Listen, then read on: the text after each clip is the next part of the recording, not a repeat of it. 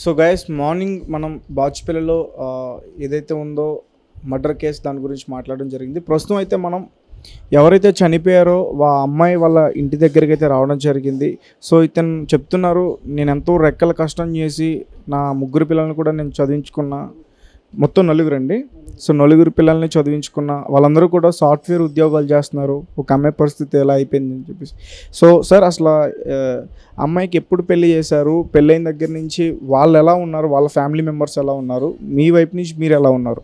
అమ్మాయికి 2020లో పెళ్లి చేసామయ్యా. 2020లో పెళ్లి చేసిన తర్వాత కొన్నాళ్ళు ఒక 3 నెలలు 4 నెలలు బాగానే ఉన్నారు. ఆ తర్వాత నుంచి హరాస్మెంట్ మొదలైంది.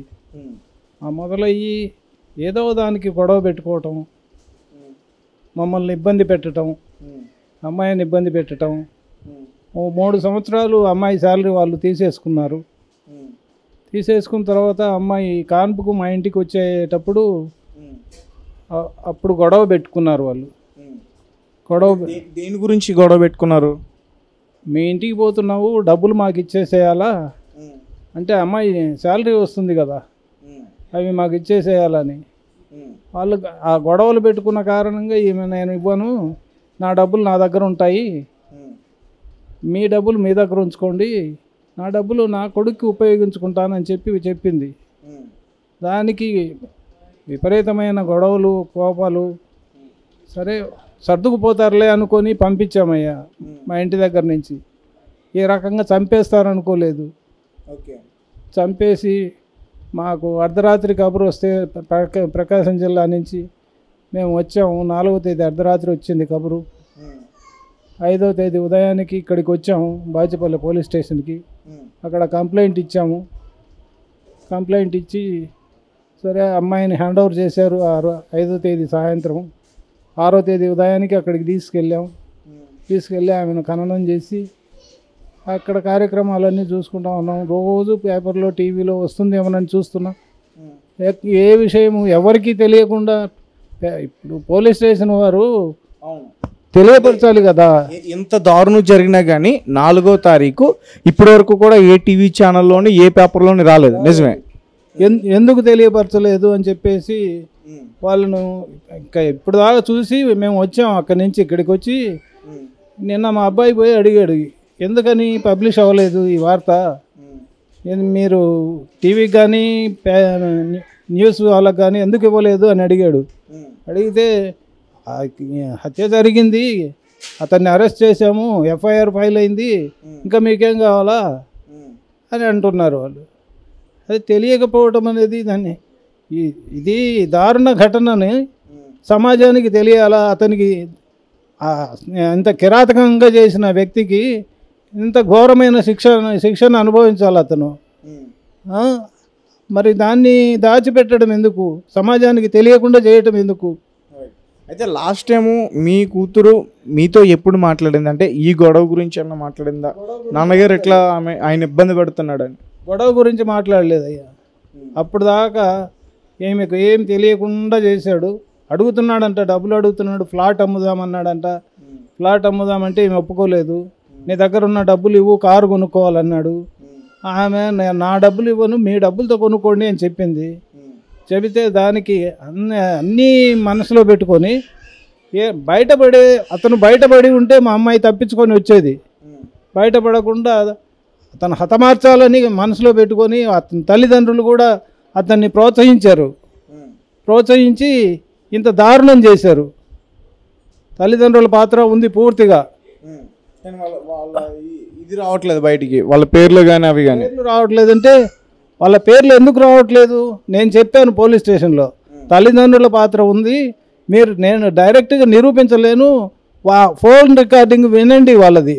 తల్లిదండ్రులు ఈ అబ్బాయితో మాట్లాడింది మీరు వినండి, మీకు విషయాలు అర్థమవుతాయని చెప్పాను.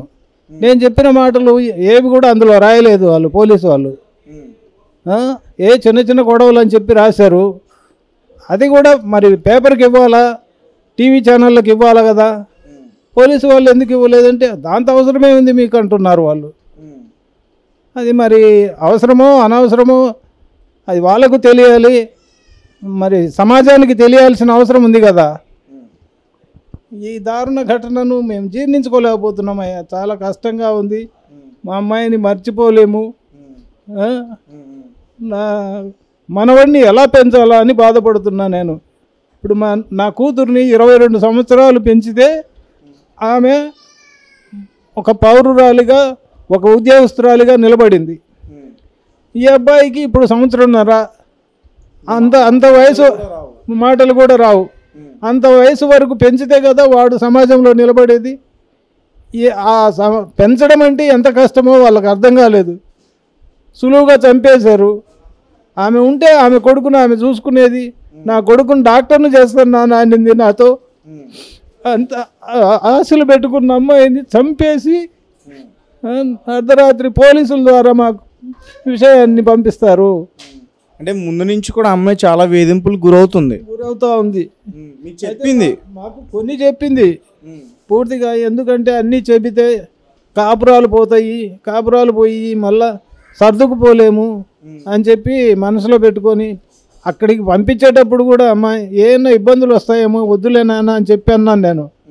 అంటే నాన్న నేను చూసుకుంటానులే, మేనేజ్ చేసుకుంటానని చెప్పానింది.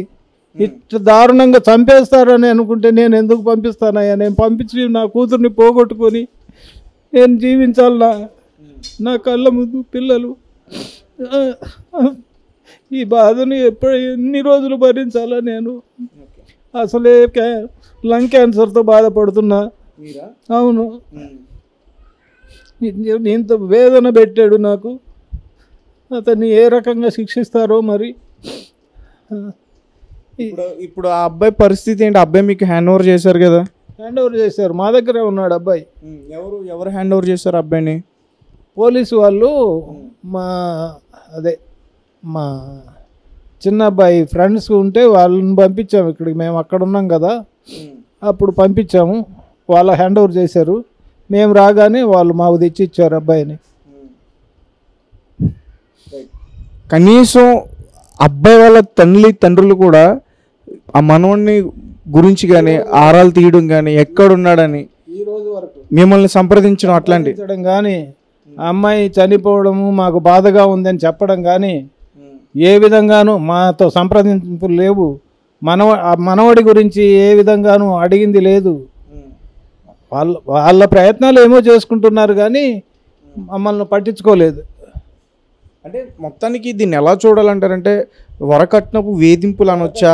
ఇబ్బందులు పెట్టాడు ఇంతకుముందు మీకు డైరెక్ట్గా ఏమన్నా ఫోన్ చేసి అడగడం కానీ మాట్లాడడం కానీ ఇట్లాంటివి ఏమైనా జరిగాయా?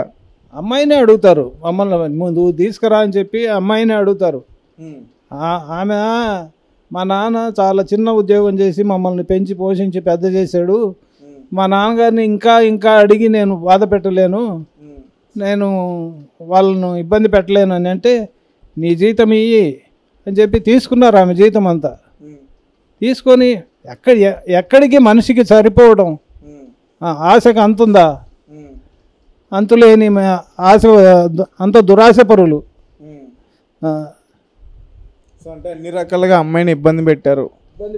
సార్ మిమ్మల్ని బాధించాలని కాదు, అతను ఎంత మూర్ఖంగా ప్రవర్తించాడంటే అమ్మాయిని కత్తితో చాలా దారుణంగా చంపేశాడు. కట్ చేసిన విషయాలు కూడా ఇప్పుడు చాలా వైరల్ అవుతున్నాయి.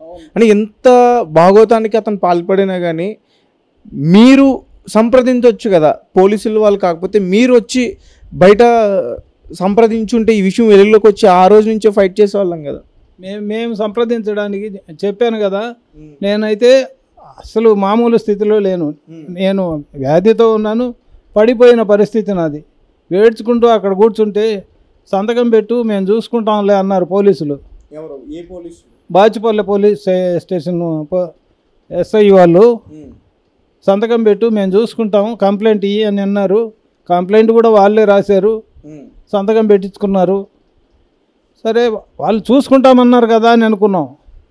ఏ విధంగానూ ఇప్పటి వరకు పేపర్లో కానీ న్యూస్లో కానీ మళ్ళీ మీరు వచ్చి చెప్పేంత వరకు కూడా ఈ విషయం వెలుగులోకి రాలేదు. మేము వచ్చిన తర్వాత కూడా నిన్న న్యూస్ ఛానల్ వాళ్ళకు చెప్పకముందు వాళ్ళని అడిగితే అంత అవసరం ఏముంది మీకు? టీవీలో రావాల్సినంత అవసరం, పేపర్లో రావాల్సినంత అవసరం, మేము అన్నీ బుక్ చేసాము, ఎఫ్ఐఆర్ బుక్ అయింది కదా, మీకేం బాధ అని అడుగుతున్నారు వాళ్ళు. మరి వాళ్ళకి అలాగే సరిపోతుందేమో నాకు తెలియదు. అయితే ఇప్పుడు వాళ్ళు అక్కడ ఫ్లాట్లో ఉంటున్నారు కదా, ఆ ఫ్లాట్ వాళ్ళని కానీ అంటే మీరు ఏమైనా అడిగారా అసలు మా అమ్మాయి ఇక్కడ ఎట్లా ఉంది? చూసేసరికి అమ్మాయి చనిపోయింది. ఈ లోపల పోలీసులు వచ్చారు. పోలీసులు వచ్చి ఆ డెడ్ బాడీని వాళ్ళు తరలించారంట గాంధీ హాస్పిటల్కి. మేము వచ్చేసరికి గాంధీ హాస్పిటల్లో పంపించేశారు. ఓకే. పోస్ట్ మార్టం రిపోర్ట్స్లో ఏం తెలిసినాయి, ఎలాంటి విషయాలు తెలిసినాయి? పోస్ట్ మార్టం రిపోర్ట్ ఇంకా మా చేతికి రాలేదు. Right, okay sir.